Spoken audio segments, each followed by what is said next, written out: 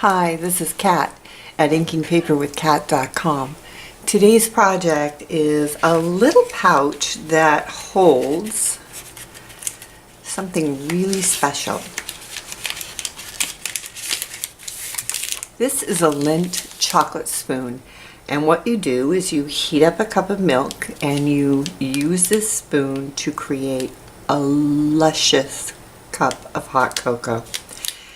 Now, I got these in Europe, I'll be honest with you. I got them in Rome, but they are available on Amazon if you are looking for them, and I'm sure there are others out there. I've certainly seen homemade ones that are made on a stick or on a plastic spoon, but these were just too adorable.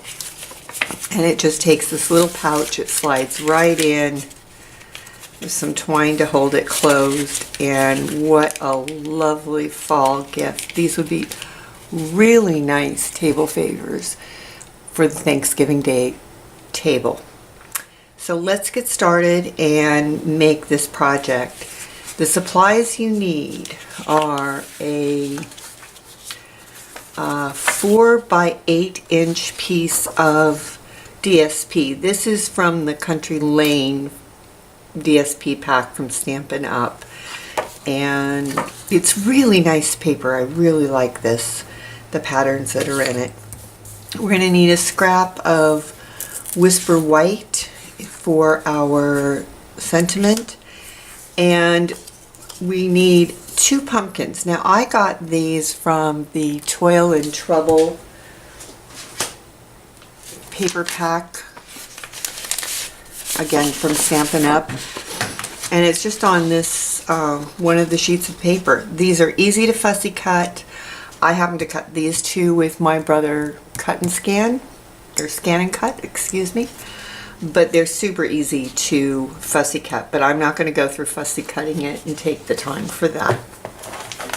You need a piece of twine and your adhesives and a stamp pad. The stamp set we're using is Treat Time, Thank You for Being So Sweet, and we're going to stamp it in Cajun Craze. So let's get started on the project. First thing we need to do is score our paper, and we need our Simply scoreboard. Make sure that's where you can see it. And excuse me, we are going to score on the short side at 7/8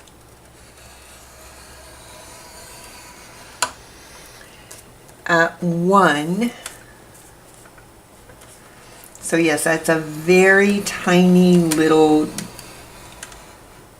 piece there, and that's really just to cover the bulk of the item and make the gluing easier. 2 3/4,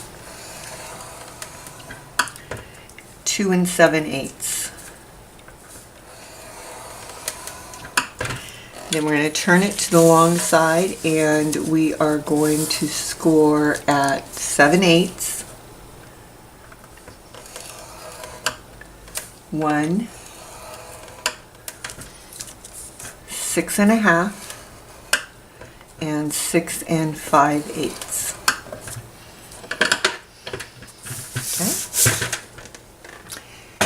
Let's fold and burnish.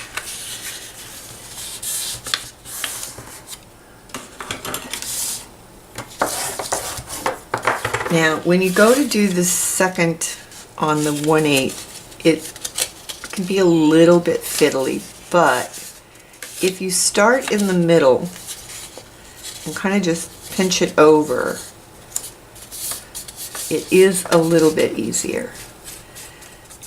And it doesn't seem like that 1/8 of an inch would make a difference, but believe me, I tried not putting that in, and it just didn't lay right when I put the adhesive on to close it up. So it's worth fiddling around with that little 1/8 of an inch.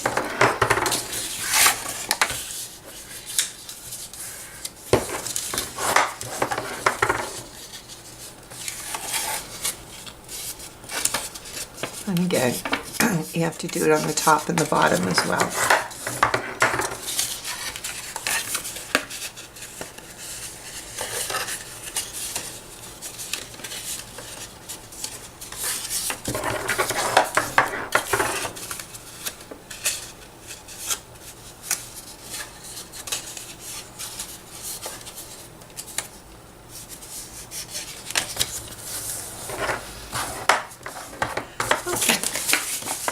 So let's do some cutting. We are going to cut off, let me grab a pencil. We'll put this on the back.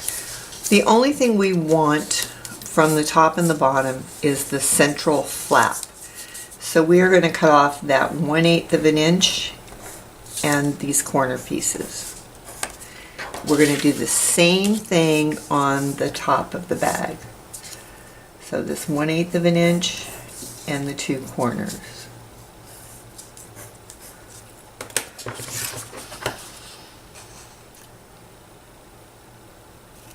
And we're also cutting off, I just realized I need to mark this as well, this 1/8 of an inch here as well.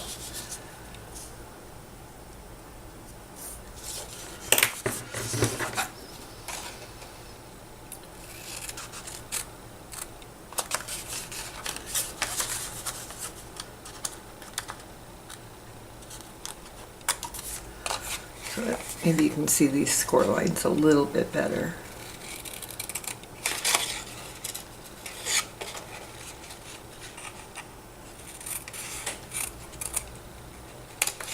So what we're left with is this flap and this 1/8 of an inch turn.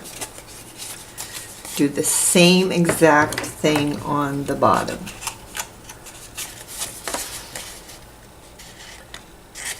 Just find it where you can see it best. Sometimes these pattern papers are really difficult to see, especially on camera. But I will show you what it looks like when we get it all cut. Okay.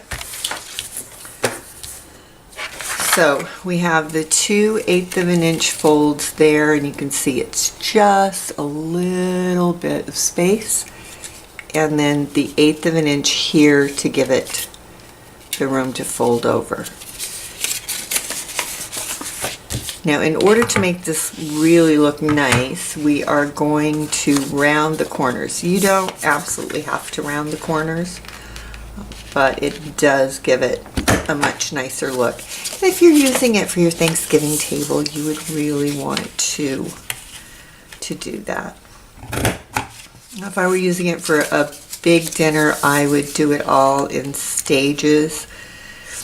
I would cut all my paper, I would score all my paper, then I would do all my cutting, my punching. That way it goes a little bit faster. All right, to assemble it, we are just going to run some adhesive on here and fold it up.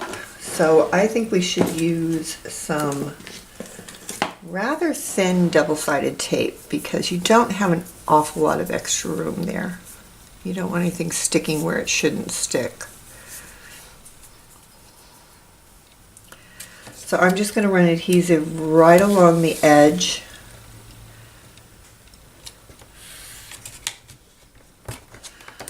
And that is the narrower of the two. You will see that one of these is wider than the other, and this is on the narrower one.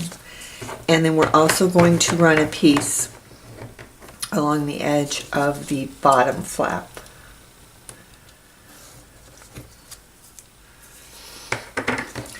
I'm going to lay my spoon in when I fold this over for the simple reason that it still does bulk up a little bit.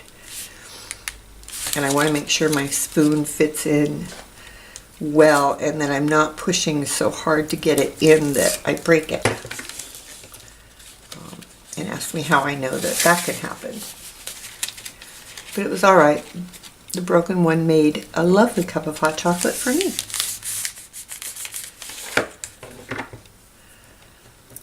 remove this backing.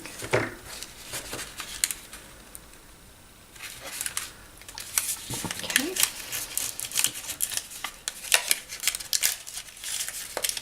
And fold it over like that. And the only thing we're going to use to close this, excuse me, is a piece of twine. And we're just going to take a length of twine, wrap it around, and tie. Now I am actually going to tie a knot.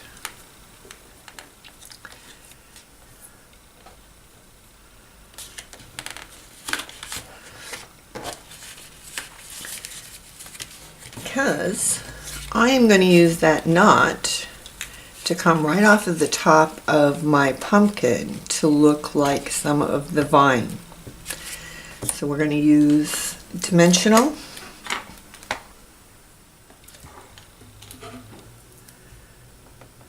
And we're going to actually put the dimensional on the sides.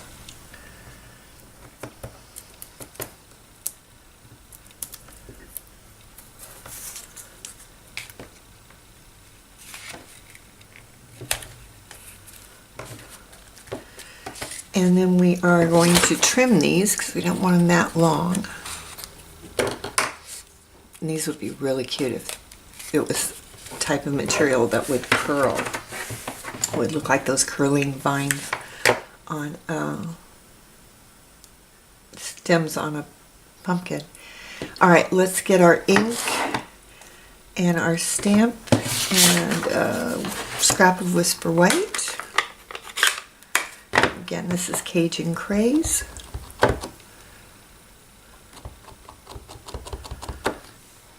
Which I think I need to re-ink.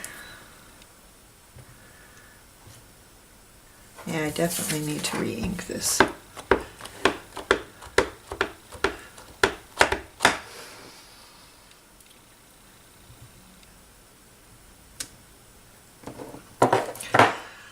All right, this is the Christmas Tradition Punch. This in the 2018 holiday catalog from Stampin' Up. It actually comes as a kit or a set. It's in a tin box with some stamps and some stamping spots. But it's a really versatile punch. I love the way it fits these greetings. Put our ink away. Grab another couple of dimensionals.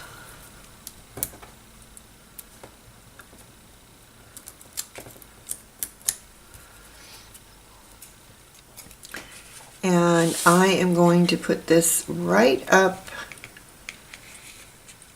just overlapping the pumpkin a little bit. All right, there you have it. And you can see it changes them up depending on which pumpkin you choose to cut out and use. You could also use a stamped image. It would be beautiful. Or just a wider ribbon with the greeting and no image at all. And it would still be a great little gift. I hope you enjoyed the project. If you find other uses for this pouch, please let me know at inkingpaperwithkat.com.